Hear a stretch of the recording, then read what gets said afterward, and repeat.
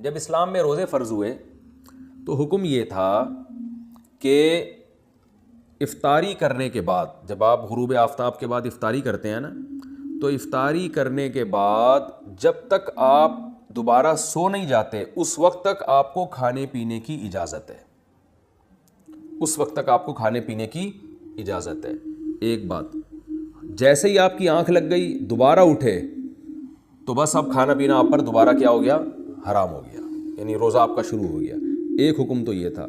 دوسرا یہ تھا کہ جیسے روزے کی حالت میں زوجہ سے ہم بستری کی اجازت نہیں تھی، اسی طرح رمضان کی راتوں میں بھی زوجہ کے قریب جانے کی اجازت نہیں تھی، اور اس پر کفارہ تھا کہ 60 روزے مسلسل رکھنے پڑیں گے آپ کو۔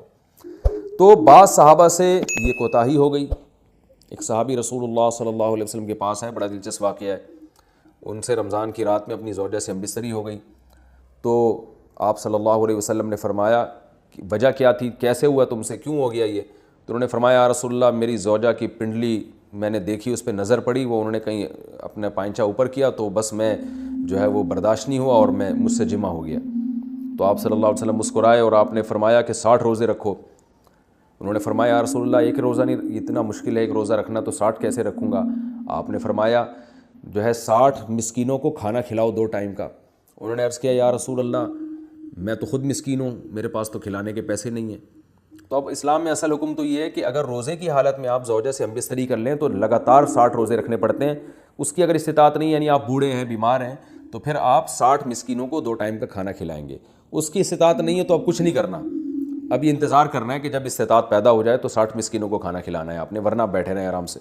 لیکن نبی صلی اللہ علیہ وسلم نے ان کی دلجوئی کے لیے، اور کہ چلو کچھ تو تھوڑی بہت ان کو سزا ملے، تو آپ صلی اللہ علیہ وسلم نے ان کو حکم دیا کہ اچھا چلو 60 مسکینوں کو کھلا بھی نہیں سکتے، غریب ہو، تو پھر ایسا کرو کہ صحابہ کو حکم دیا۔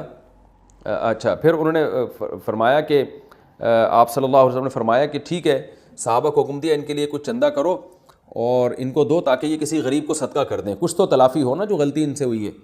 تو صحابہ نے سب نے کچھ چندہ کیا اور ان صحابی کو پکڑایا کہ بھائی مدینہ میں کسی مسکین کو صدقہ کر دو۔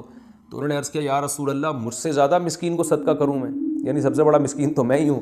تو آپ صلی اللہ علیہ وسلم ہنس پڑے اور آپ صلی اللہ علیہ وسلم فرمایا جاؤ کھاؤ، ٹھیک ہے نا، کھاؤ اور اپنے اہل و عیال کو کھلاؤ۔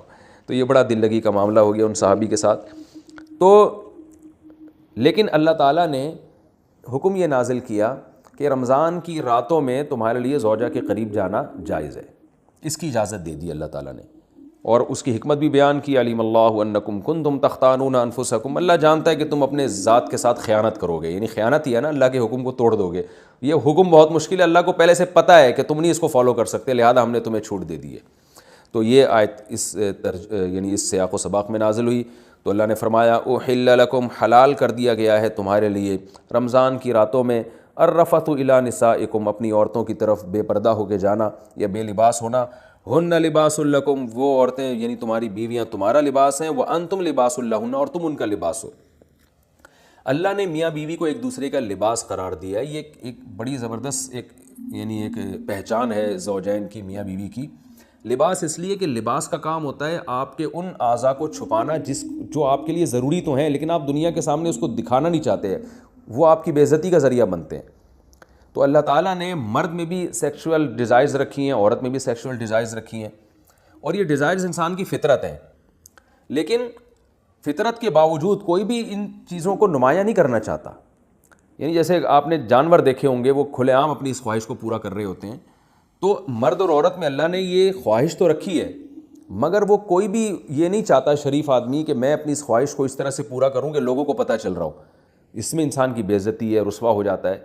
تو اندرون خانہ ہی میاں بیوی ایک دوسرے کی اس خواہش کو پورا کرنے کا ذریعہ بنتے ہیں، اور وہ ایک دوسرے کے ایک ایسی خواہش کو جو ایک عیب سمجھی جاتی ہے دنیا کی نگاہوں میں، اس عیب کو اندرون خانہ پورا کر کے اس کے چھپا دیتے ہیں ان عیبوں کو۔ اگر وہ میاں بیوی ایک دوسرے کے لیے لباس نہ بنے اور ایک دوسرے کے اس عیب پہ پردہ نہ ڈالیں، یعنی ایک دوسرے کی خواہش کی تکمیل کا ذریعہ نہ بنے، تو اس بات کا امکان ہوتا ہے کہ یہ دونوں مرد بھی اور عورت بھی کسی اور طریقے سے اپنی خواہش پوری کر کے دنیا کے سامنے ذلیل اور رسوا ہو جائیں۔ ظاہر طوائف خانوں کا رخ کریں گے یا اور کسی طرح سے جو ہے نا زنا کی کوشش کریں گے، تو اس میں آخرت کی رسوائی بھی ہے اور بعض دفعہ دنیا کی رسوائی کا ذریعہ بھی بنتی ہے یہ چیز۔ تو میاں بیوی اندرون خانہ ہی بند کمرے میں ایک دوسرے کی اس خواہش کو پورا کر کے ایک دوسرے کی خواہش پہ پردہ ڈال دیتے ہیں، بالکل جیسے لباس آپ کے جو جسم کے پوشیدہ اعضاء ہیں ان کو چھپا دیتا ہے۔ تو دو کام کرتا ہے لباس، ایک تو یہ کہ آپ کے جسم کے جو پوشیدہ اعضاء ہیں ان کو چھپا بھی دے گا، اور دوسرا لباس زینت کا کام بھی کرتا ہے، جب آپ لباس پہن کے باہر نکلتے ہیں تو اور اچھے بھی لگتے ہیں۔ تو اللہ تعالیٰ نے ایسا ایک انتظام کیا، میاں بیوی کو ایک دوسرے کے لیے ایسا بنایا کہ ایک دوسرے کی خواہش کو اندرون خانہ ہی یہ پورا بھی کر دیتے ہیں اور زینت کا ذریعہ بھی بنتے ہیں۔ جب میاں بیوی باہر نکلتے ہیں تو لوگ تعارف کروا رہے ہوتے ہیں نا، ابھی شادی شدہ آدمی ہے، پارکوں میں لکھا ہوتا ہے فیملی کے بغیر الاؤ نہیں، ان کو پتہ ہے جو فیملی کے بغیر ہوتا ہے وہ قابل عزت نہیں ہوتا، فیملی والا آدمی قابل عزت ہوتا ہے۔ تو وہ زینت کا ذریعہ بھی بنتے ہیں کہ بھائی شادی شدہ آدمی ہے، بال بچوں دار آدمی ہے، بال بچوں والا آدمی ہے، تو زینت اس لحاظ سے بھی کہ لوگوں کو اس سے خطرہ بھی کم ہوتا ہے، وہ ایسی اوباش لڑکوں جیسی حرکتیں بھی یعنی حرکتیں بھی نہیں کرتا، اور زنا سے بھی بچ جاتا ہے وہ، تو اس لحاظ سے بھی لوگوں کو اس سے خطرہ نہیں ہوتا۔ تو ہر لحاظ سے ایک دوسرے کی زینت کا ذریعہ بنتے ہیں اور ایک دوسرے کی عیبوں پہ پردہ ڈالنے کا ذریعہ بنتے ہیں۔ تو یہ ایک اللہ تعالیٰ نے پہچان کروائی ہے، اور اس میں اللہ نے عورت کا ذکر پہلے کیا، مرد کا بعد میں کیا، اس میں کیا حکمتیں ہیں، یہ ایک لمبا ٹاپک ہے، میں بیانات میں ذکر کر چکا ہوں، پھر تفسیر میں اس طرح کی باتیں ہوں گی تو بہت لمبی تفسیر ہو جائے گی۔ آگے اللہ نے فرمایا علیم اللہ انکم کنتم تختانون انفسکم، اللہ کو پتہ ہے تم اپنے نفس کے ساتھ خیانت کرو گے۔ خیانت کا مطلب جب اللہ کے حکم کو توڑو گے تو اپنے ساتھ ہی خیانت ہے نا یہ، تو اللہ کو پتہ ہے کہ تم اس حکم کو فالو نہیں کر سکتے، یعنی رمضان کی راتوں میں بھی ہم پابندی لگا دیں تو پورا مہینہ زوجہ سے دور رہنا تمہارے لیے بڑا مشکل ہو جائے گا، اس لیے اللہ نے حکم دے دیا فتاب علیکم، اللہ تم پر متوجہ ہوا، وعفا عنکم، اور جو کوتاہی تم میں سے ہو چکی ہے، ان صحابی سے کوتاہی ہوئی تھی اللہ نے معاف کر دی، فالآن، پس اب تمہیں اجازت ہے، باشروہن، ان سے تم ہم بستری کر سکتے ہو، یعنی رمضان کی راتوں میں، وابتغوا ما کتب اللہ لکم، اور وہ اولاد تلاش کرو، وہ چیز تلاش کرو جو اللہ نے لکھ دی ہے تمہارے لیے، یعنی اس سے مراد ہے اولاد۔ تو اب یعنی زوجہ کے قریب اس نیت سے جاؤ کہ تمہیں اولاد ملے۔ تو یہاں بھی کچھ باتیں، پہلی سوال یہ پیدا ہوتا ہے کہ جب اللہ نے اس حکم کو منسوخ ہی کرنا تھا، اللہ تعالیٰ نے رمضان کی راتوں میں زوجہ سے ہم بستری کی اجازت دینی ہی تھی، تو پھر پہلے پابندی کیوں لگائی جب منسوخ ہی کرنا تھا؟ تو مشرکین یہ اعتراضات کیا کرتے تھے کہ قرآن ایک بات پہ معاذ اللہ قائم کیوں نہیں رہتا، منسوخ کیوں کر دیتا ہے؟ اس کا مطلب ہے کہ یہ اللہ کا حکم نہیں ہے بلکہ یہ تو نبی نے اپنی طرف سے بنایا ہوا ہے، کیونکہ نبی جو ہے نا وہ حکم چینج کرتے رہتے ہیں۔ تو یاد رکھیں ایسا نہیں ہے، قرآن جب کسی حکم کو منسوخ کرتا ہے تو قرآن میں پہلے گزر چکا نا، ما ننسخ من آیت او ننسیھا ناتی بخیر منھا او مثلھا۔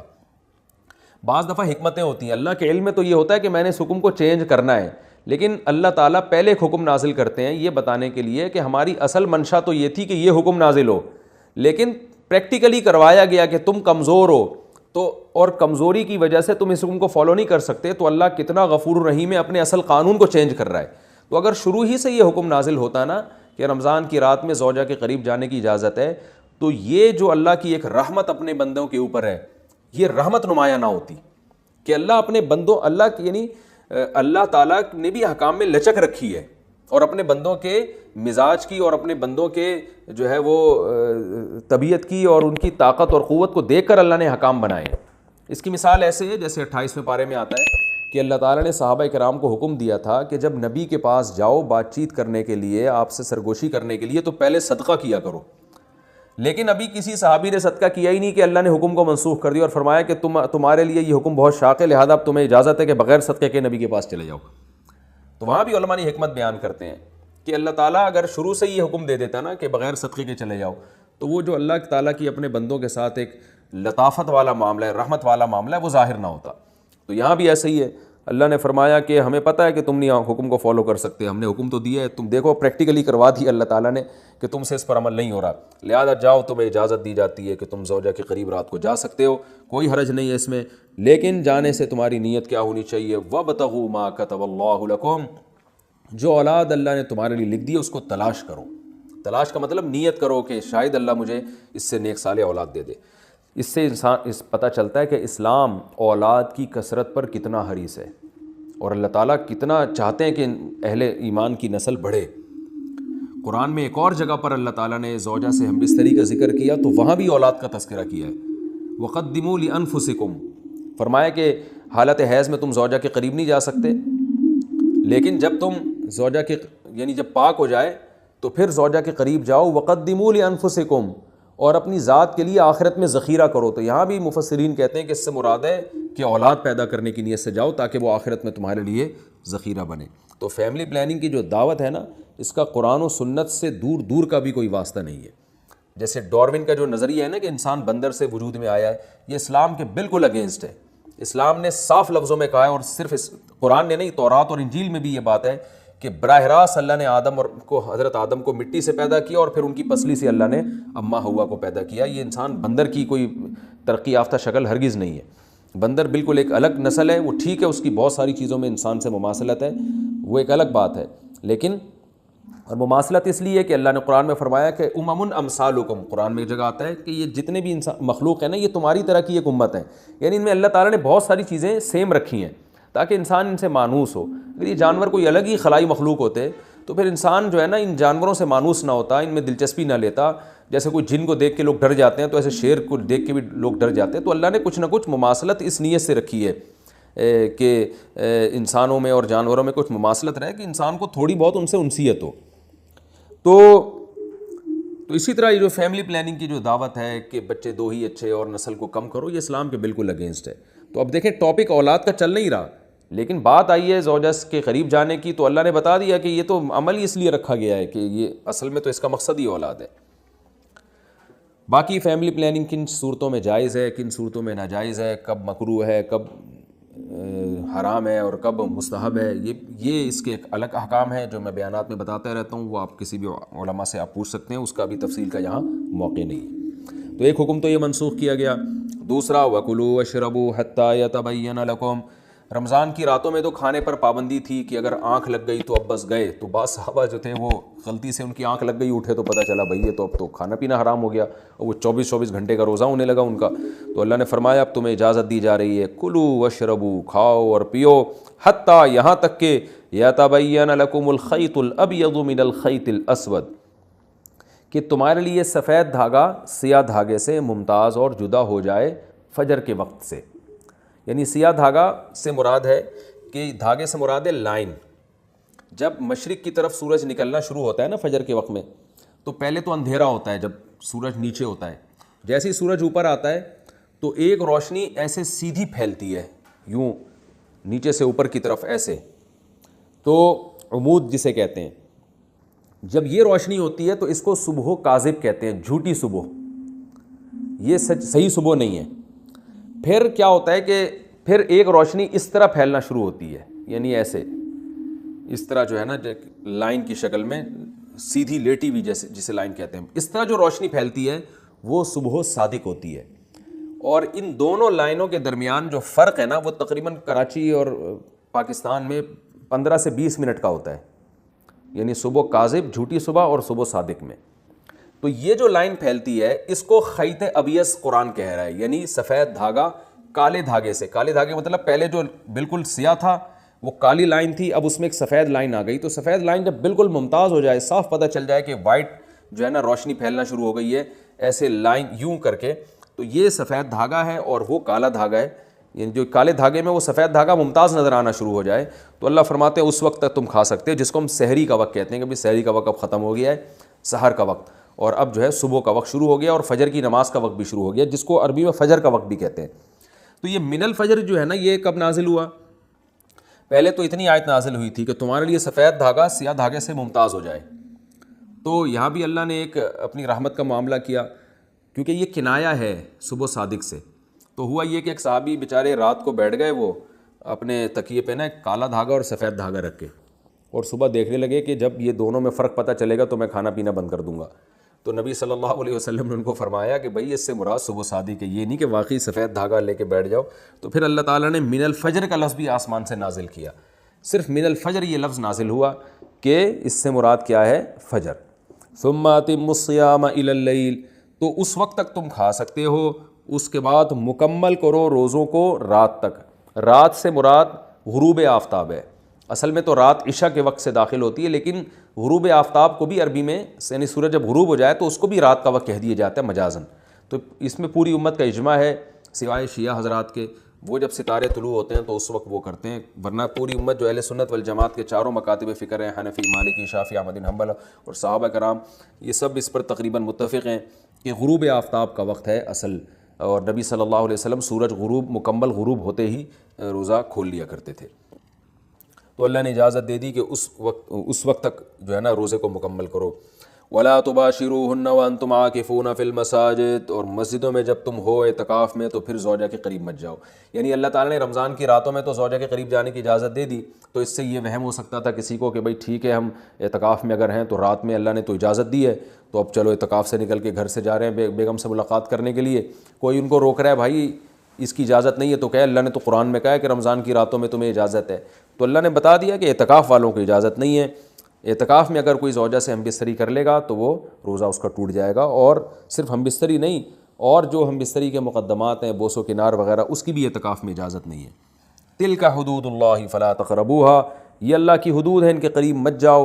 اس طرح اللہ اپنی آیتیں لوگوں کے لیے کھول کھول کے بیان کرتا ہے تاکہ لوگ تقوی اختیار کریں۔ اور یہ آخری آیت کا ترجمہ کر دیتا ہوں، یعنی تھوڑی تفسیر بیان کر دیتا ہوں، اس کے بعد پھر انشاءاللہ اس پورے رکوع کے صرف علمی نقطے رہ جائیں گے، وہ میں اگلے ایپیسوڈ میں بیان کروں گا۔ وَلَا تَأْكُلُوا أَمْوَالَكُمْ بَيْنَكُمْ بِالْبَاطِلِ، اور ایک دوسرے کا مال ناحق طریقے سے مت کھاؤ۔ جتنے غلط طریقے کسی کا مال کھانے کے ہیں سب کو حرام کر دیا، اور ایک طریقے کو اللہ نے خاص طور پہ ہائی لائٹ کیا ہے، وہ کیا ہے کہ براہ راست بعض لوگ نہیں کھاتے، حکمرانوں کو، تھانے والے کو، ایس ایچ او صاحب کو، ڈی ایس پی صاحب کو پیسے کھلا کے بھی لوگوں کا مال کھا رہے ہوتے ہیں، اپنے حق میں مقدمہ کروا رہے ہوتے ہیں۔ تو اللہ فرماتے ہیں حکام کو پیسوں کی لالچ دے کے، پیسوں کے ذریعے خریدنے کی کوشش مت کرو کہ تم اس کے ذریعے لوگوں کا مال کھانا شروع کر دو، یہ بھی حرام ہے۔ وَأَنْتُمْ تَعْلَمُونَ، جبکہ تمہیں پتہ ہے کہ یہ کتنا بڑا جرم ہے۔ اللہ نے مال نہ کھانے کو کتنا بڑا جرم قرار دیا، تو رشوتیں دے کے بھی کسی کے مال کو ناجائز ہتھیانے کی کوشش مت